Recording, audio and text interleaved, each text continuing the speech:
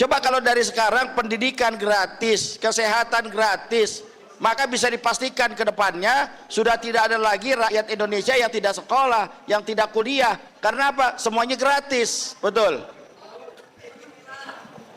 Tapi sekarang semuanya terlalu mahal. Ada yang janji kalau partai ini menang maka BPJS akan gratis. Jangan kata gratis, bayar aja. Ribetnya luar biasa. Bagaimana gratisnya? Bayar saja. Negara masih utang triliunan. Bagaimana kalau digratiskan? Ini banyak yang tidak masuk akal lah semua. Yang masih mempunyai idealisme, ayo sama-sama kita kawal daripada perjuangan Roy Suryo CS yang ada di pengadilan untuk bisa menangkap dan mengadili Jokowi agar tidak terus merongrong bangsa dan negara kita. Betul.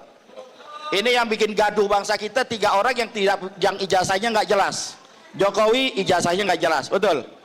Gibran ijazahnya nggak jelas, betul. Rismon ijazahnya nggak jelas juga. Jadi yang bikin gaduh bangsa kita ini orang yang ijazahnya gak jelas, tiga-tiganya. Ini kerok semua ini. Alhamdulillahirabbil alamin, salatu wassalam ala asrafil anbiya'i wal mursalin Sayyidina Muhammadin wa ala alihi wa sahbihi ajmain, amma ba'd. Para tokoh, para sesepuh, para pejuang, para emak-emak yang sampai saat ini tidak pernah lelah dalam bergerak untuk selalu mengawal pejuang-pejuang yang selama ini masih terus bergerak untuk bisa menegakkan kebenaran dan keadilan di negara kita ini. Walaupun semakin susut, tapi susutnya kita tidak pernah sampai kita meninggalkan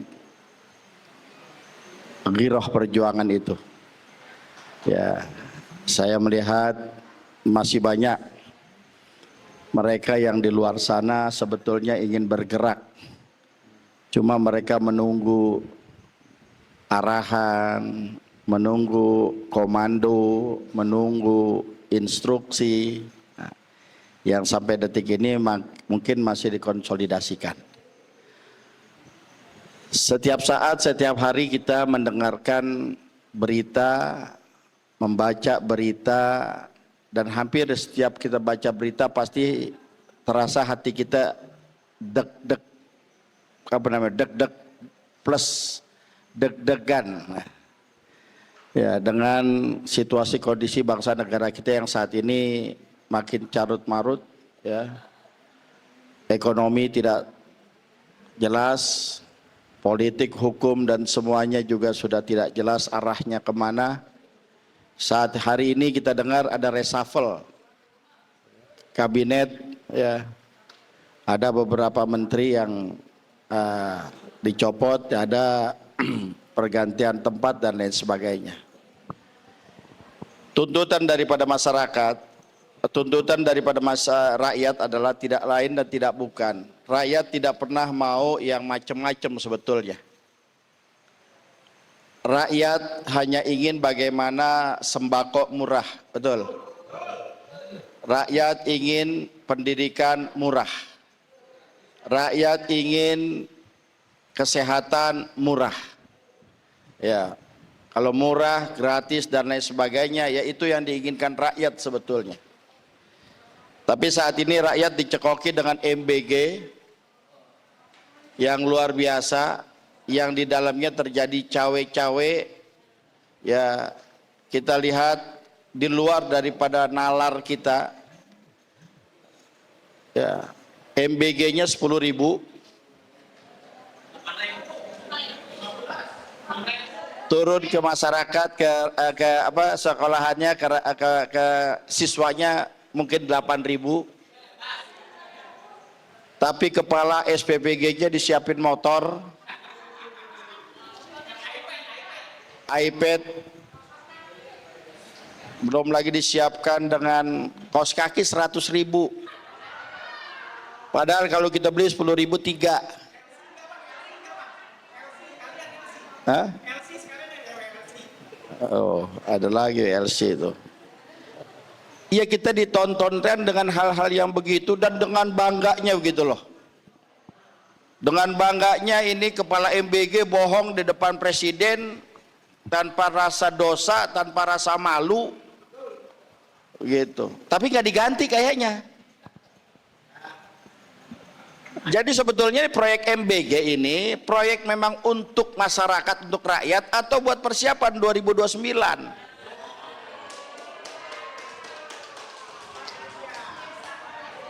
Jadi kita dicekokin terus dengan MBG. Semuanya disuruh efisiensi kecuali MBG. Bulan puasa semuanya libur, MBG nggak libur.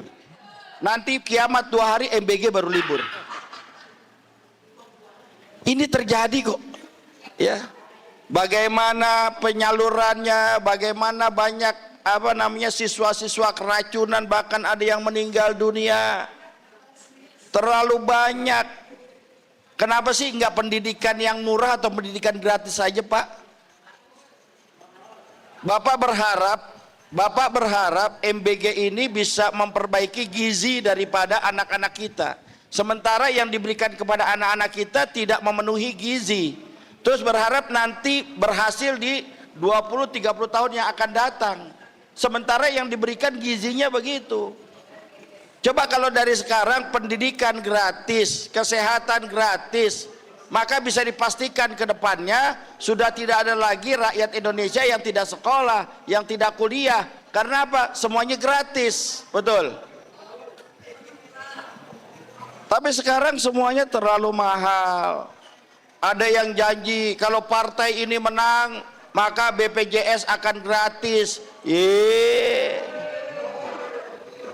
Jangan kata gratis, bayar aja.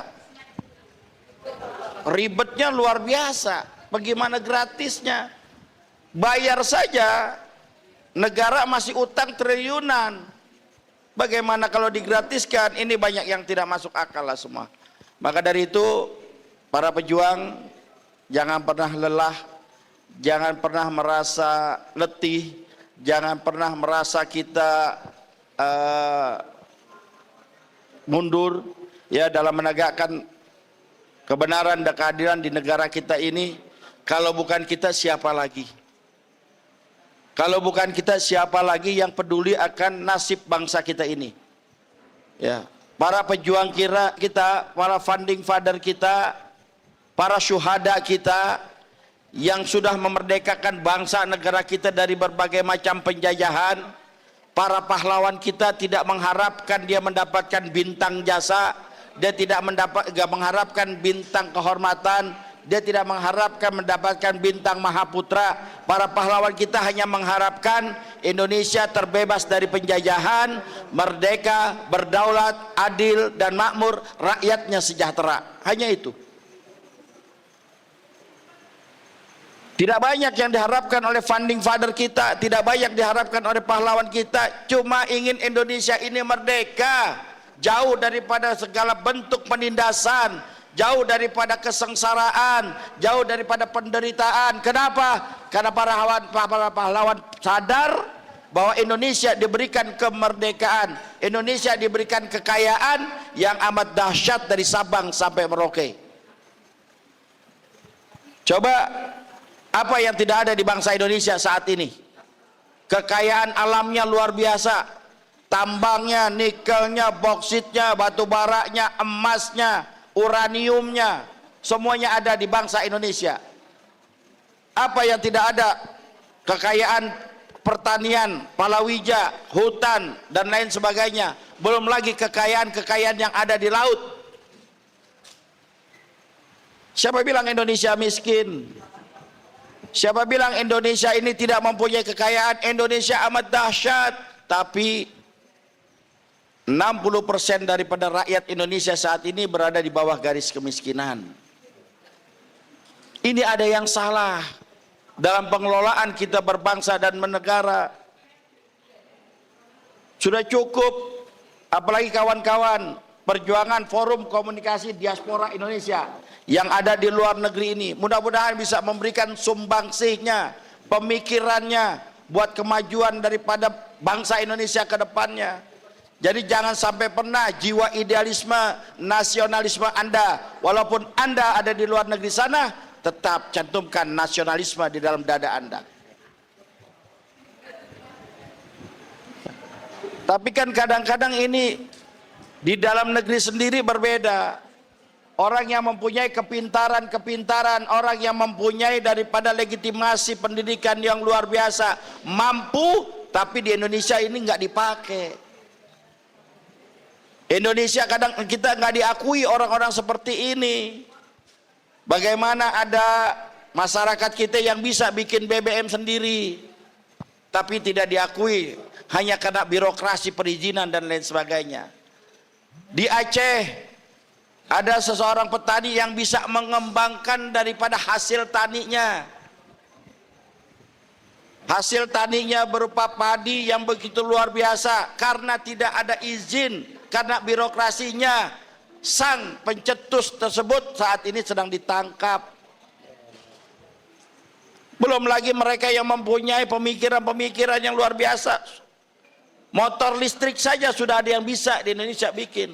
Jangankan motor listrik, dulu alumni-alumni yang mereka dididik oleh Pak B.J. Habibie, sudah ada yang bisa membuat pesawat, tapi mereka tidak bisa mengembangkan daripada pemikiran-pemikirannya, terkooptasi dengan berbagai macam aturan-aturan yang tidak jelas.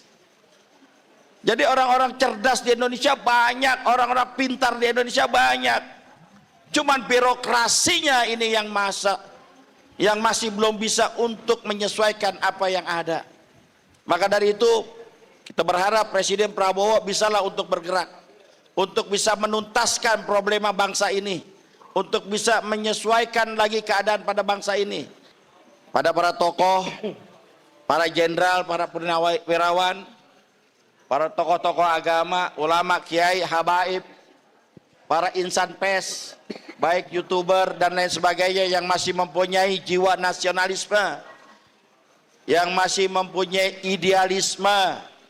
Ayo sama-sama kita kawal daripada perjuangan Roy Suryo CS yang ada di pengadilan untuk bisa menangkap dan mengadili Jokowi agar tidak terus merongrong bangsa dan negara kita. Betul?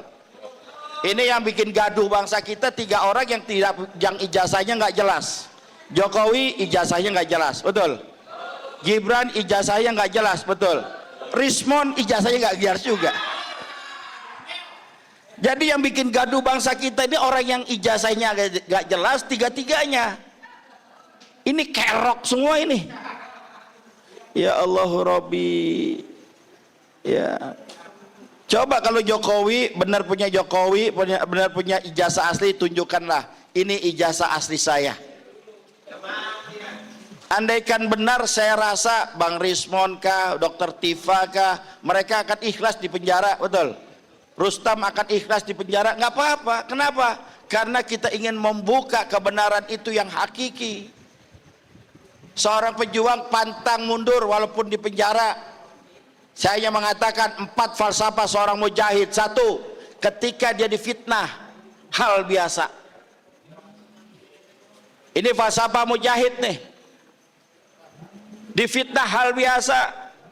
Ketika kita melakukan satu kebenaran, difitnah ini, difitnah itu, selama kita menjalankan kebenaran, jangan dengarkan fitnah itu, teruslah bergerak. Difitnah hal biasa. Di penjara, andai dia di penjara, ujlah menyendiri.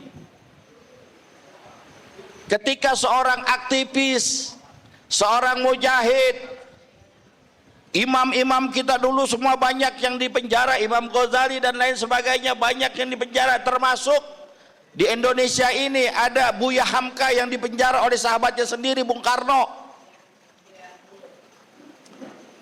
Sampai Bung Karno berpesan, andaikan aku mati, aku ingin yang menyolatkanku adalah Buya Hamka. Buya Hamka tidak dendam, walaupun dia di penjara. Di penjara seorang aktivis, dia bisa tenang di dalam penjara, dia bisa menuliskan buku, dia bisa menuliskan karangannya, dia lebih tetap bisa istiqomah taqarrub ilallah. Berapa banyak tokoh-tokoh kita ketika di penjara, mereka bisa menyelesaikan berbagai macam bukunya, termasuk Habib Rizik ketika di penjara, dia bisa menyelesaikan tesisnya. Yang ketiga, ketika diusir dari kampungnya adalah rihlah.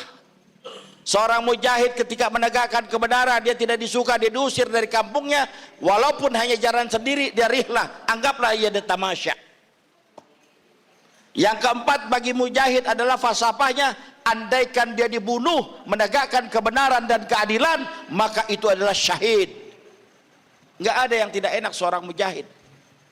Tapi pertanyaannya adalah, istiqomahkah kita pada garis perjuangan kita? Istiqomah itu berat. Ada yang ditawarin 20 miliar, melehoy.